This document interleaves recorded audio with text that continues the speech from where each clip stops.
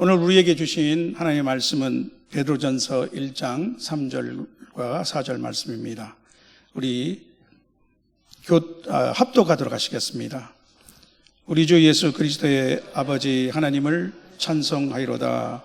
그의 많으신 긍휼대로 예수 그리스도를 죽은 자 가운데서 부활하게 하심으로 말미암아 우리를 거듭나게 하사 산 소망이 있게 하시며 썩지 않고 더럽지 않고 쇠하지 아니하는 유업을 있게 하시나니 곧 너희를 위하여 하늘에 간직하신 것이라. 아멘. 이 땅에 사는 동안 우리 성도들의 삶의 특징을 가장 잘 표현하는 것이 있다면 무엇이냐고 어떤 사람이 묻는다면 여러분은 뭐라고 답하겠습니까? 아마 우리 대부분은 믿음, 소망, 사랑을 떠올리지 않을까 생각합니다. 믿음, 소망, 사랑은 기독교 가치의 핵심이며 기독교의 새 기둥입니다.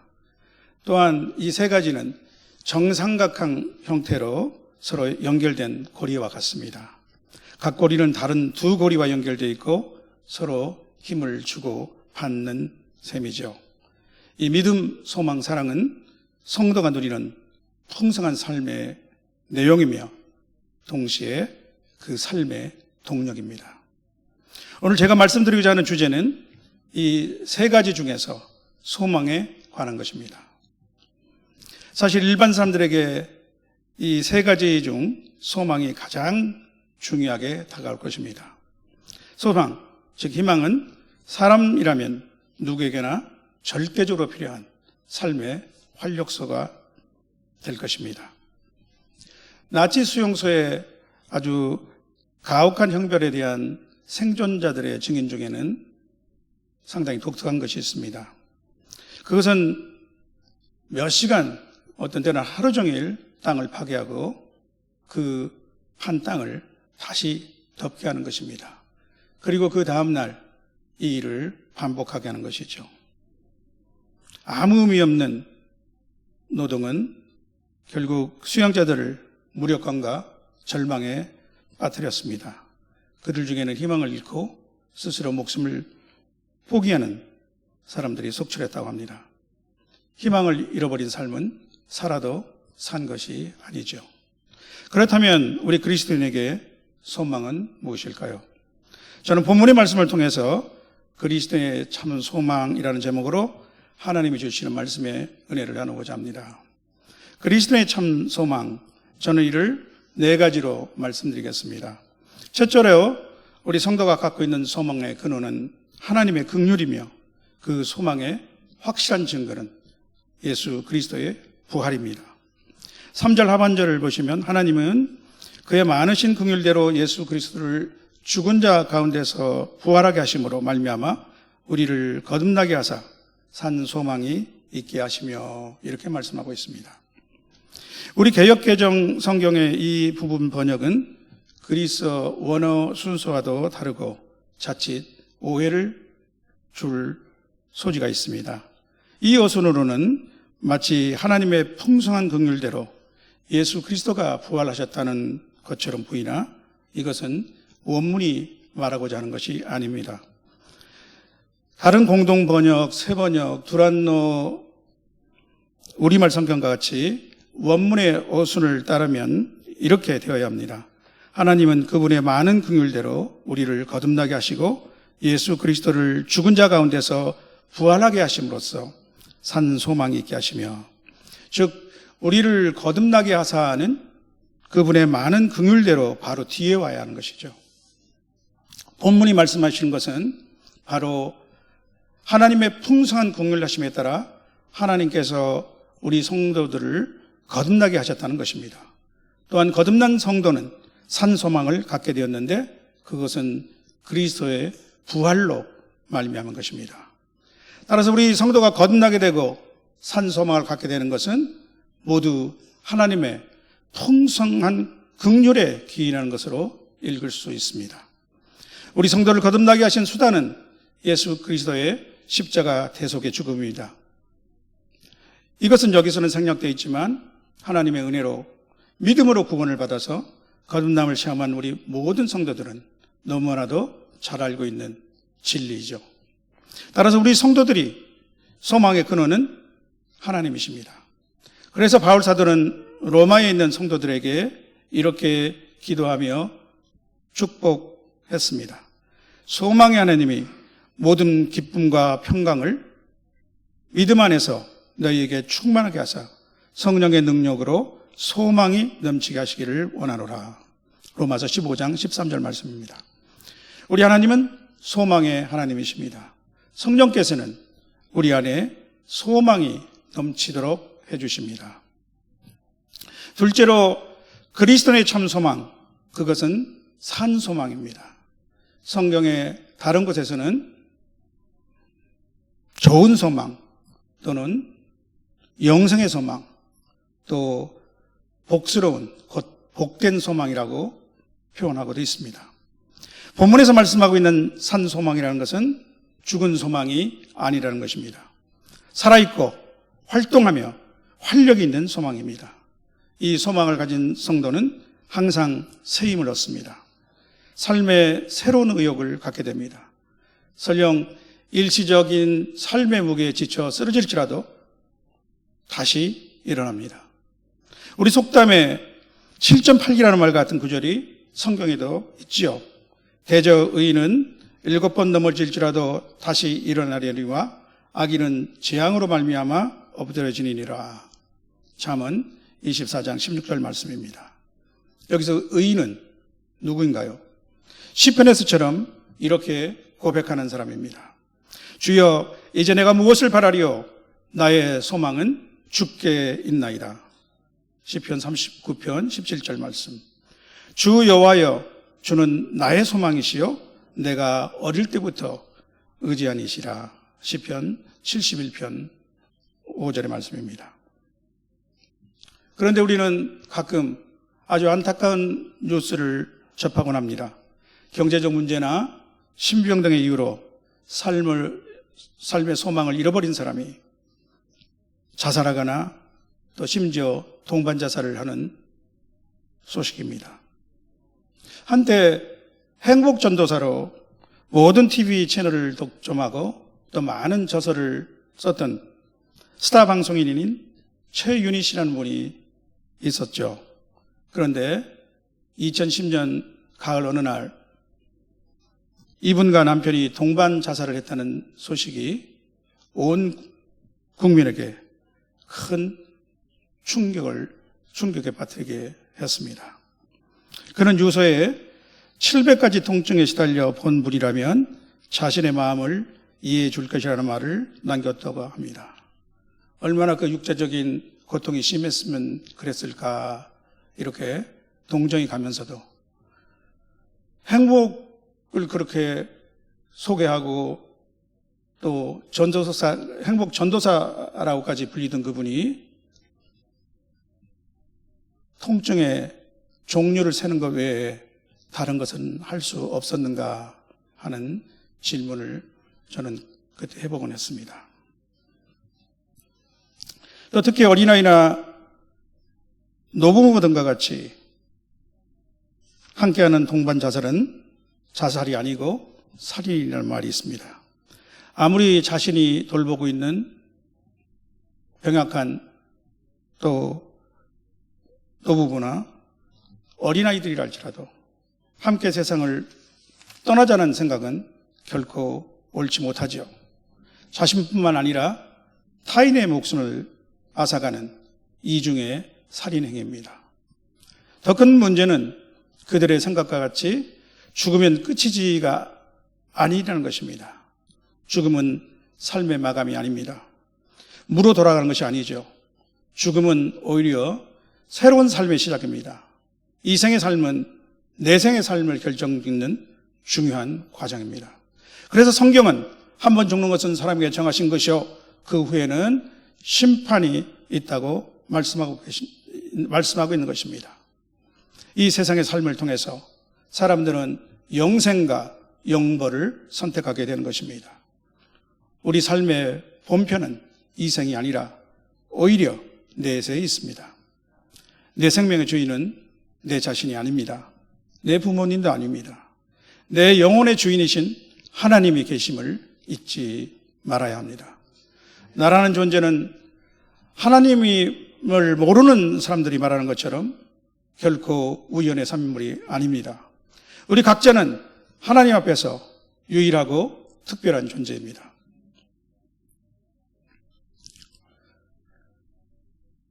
쌍둥이라 할지라도 지문이 같은 사람이 없지 않습니까? 이처럼 나는 유일하고 특별한 존재로서 이 땅에서 우리 각자에게 맡겨진 삶을 마치고 장차 하나님의 심판대 앞에 서게 될 것입니다. 물론 예수 그리스도의 피로 이미 죄사함 받은 우리 성도는 무섭고 떨리는 형벌의 심판을 받는 것은 아니죠. 성도는 우리 주님이 베푸시는 포상의 심판대 앞에 서게 됩니다. 산 소망의 반대는 죽은 소망입니다. 생명이 없는 소망이죠. 그것은 오로지 자신의 육체적 욕망 실현을 위한 바람입니다. 좋은 학교에 진학하는 것, 그래서 좋은 직장을 얻는 것, 또 좋은 배우자를 만나고 좋은 집과 자동차를 사고 많은 돈을 버는 것, 또 자식이 훌륭하게 잘 되는 것, 그리고 건강한 몸으로 장수하는 것. 한때는 9988이라는 말이 아주 유행어처럼 번졌던 적이 있었죠. 물론 이런 희망도 우리에게 필요합니다. 어느 정도 삶의 의욕과 동기를 부여해 주는 것도 사실입니다. 저는 행복은 소소한 일상에 있다는 것을 부인하려는 것은 아닙니다. 그러나 문제는 소망이 이런 것들을 벗어나지 못하고 있을 때입니다.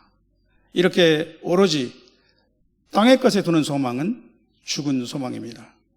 세월이 흐르며 그 소망들은 빛을 발하고 결국 우리 육신이 땅에 묻힐 때 함께 사라져버리고 말 것입니다. 이렇게 오직 자신의 욕망이나 가족의 안위만을 위해서 살아가는 사람들은 성경에서 이렇게 말씀하고 있습니다. 그들의 마침은 멸망이요 그들의 신은 배요 그 영광은 그들의 부끄러움에 있고 땅의 일을 생각하는 자라. 빌립보서 3장 19절 말씀입니다. 또 거기에 노추라는 말이 있죠. 늙어가면서 추해지는 모습입니다. 우리 국회의원 중 최고령이라는 어떤 분을 TV 등에서 볼 때마다 제게는 이 단어가 떠오릅니다. 사실 그 나이에 이분처럼 건강하고 또 아직도 유력 정치인으로 현역에서 활동하는 것으로 보면 정말 몇 안 되는 행운 아닐 텐데도 저한테는 그렇게 부러워 보이지 않습니다. 성도 여러분, 지금까지 저는 우리 성도가 갖고 있는 참 소망의 근원과 그 특징에 대해서 말씀드렸습니다. 성도의 참 소망, 그 근원은 하나님이며 그것은 산 소망입니다. 이제 세 번째로 오늘 본문은 산 소망의 내용에 대해서 말씀해 주고 있습니다. 산 소망은 장차 우리가 받게 될 하늘나라의 영원한 유업입니다. 4절에 이렇게 말씀하고 있습니다. 썩지 않고 더럽지 않고 쇠하지 아니하는 유업을 있게 하시나니 곧 너희를 위하여 하늘에 간직하신 것이라. 이 유업은 썩지 않고 더럽혀지지 않고 시들지 않는 것입니다.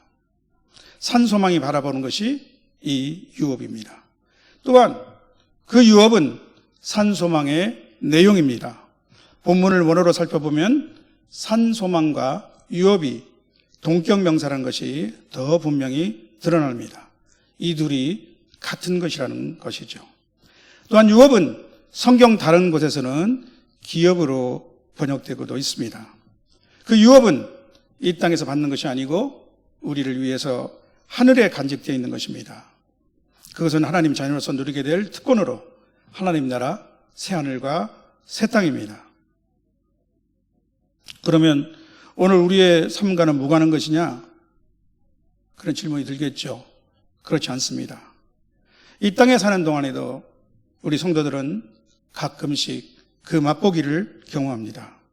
우리에게 내세의 보증으로 주신 성령께서 생생한 감동을 주셔서 가능한 것이죠. 그래서 우리는 천국과 천국의 삶을 부분적이나마 미리 맛보게 되는 것입니다. 세상이 주지 못하는 평안과 기쁨, 주님의 사랑과 구원의 확신이 주는 담대함 등이 그것입니다. 따라서 우리가 받게 될 이 유업은 그저 막연하고 불확실한 것만은 아닙니다. 또한 무엇보다도 예수 그리스도의 부활은 이 유업의 확실한 근거며 증명이 됩니다. 그럼에도 불구하고 세상 사람들은 이 유업을 그리 대수롭게 생각하지 않을 것입니다. 당장 지금 내 병도목이 회복되거나 내 사업이 다시 살아나는 것도 아니고 무슨 재물이 굴러오거나 권력이나 명예를 얻는 것이라면 모를까. 장차 다음 세계에서 받는 것에 대해서 많은 사람들은 별 관심을 갖지 못합니다. 그들로서는 도무지 실감할 수도 없을 것입니다. 그들은 이렇게 생각할 것입니다. 지금 현세의 삶이 중요하지 앞으로 있을지 확실하지도 않는 내세에 받을 복이 아무리 큰들 무슨 유익이 있을까? 그래서 성경은 이들에 대해 이렇게 말씀하고 있습니다. 육에 속한 사람은 하나님의 성령의 일들을 받지 아니하니 이는 그것들이 그에게는 어리석게 보이며 또 그는 그것들을 알 수도 없나니 그러한 일은 영적으로야 분별되기 때문이라. 고린도전서 2장 14절 말씀입니다. 거듭남의 체험, 즉 그 안에 성령이 내주하심이 없는 사람들은 이 유업의 의미도 알 수 없겠죠. 그런데 문제는 일부 그리스도인 중에도 이와 비슷하게 생각하는 사람들이 있다는 것입니다. 이들은 육에 속한 사람들입니다.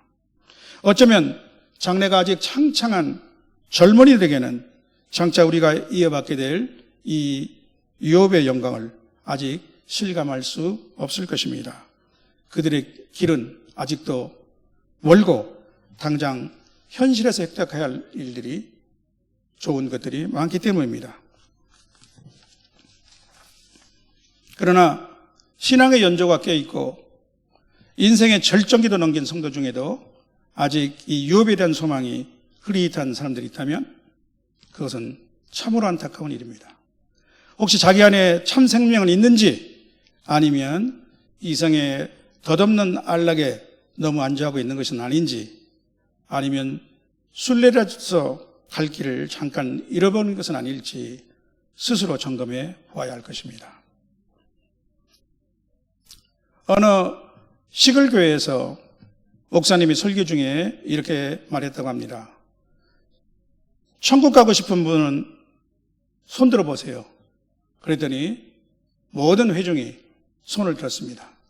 그 중에 어떤 사람은 두 손을 이렇게 드는 사람도 있었습니다. 그런데 앞줄에 한 할아버지 교인은 가만히 있었습니다. 그를 발견한 목사님이 물었습니다. 할아버지, 천국 가고 싶지 않으세요?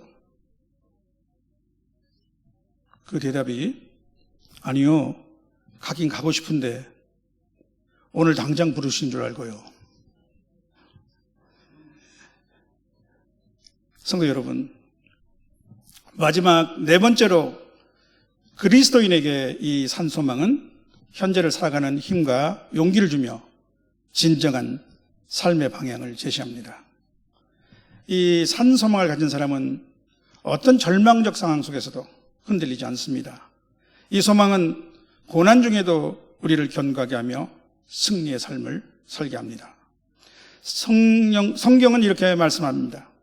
우리가 환난 중에도 즐거워하며 하나니 이는 환난은 인내를, 인내는 연단을, 연단은 소망을 이루는 줄 알미로다. 소망이 우리를 부끄럽게 하지 아니하면 우리에게 주신 성령으로 말미암아 하나님의 사랑이 우리 마음에 부음받음이니. 로마서 5장 3절에서 5절 말씀입니다. 설령 우리가 중병이나 장애, 불구 등 신체적 연약이나 물질적 궁핍에 처할지라도 우리는 결코 절망하지 않습니다. 그것들은 우리를 비관자로 만들 수 없습니다. 우리는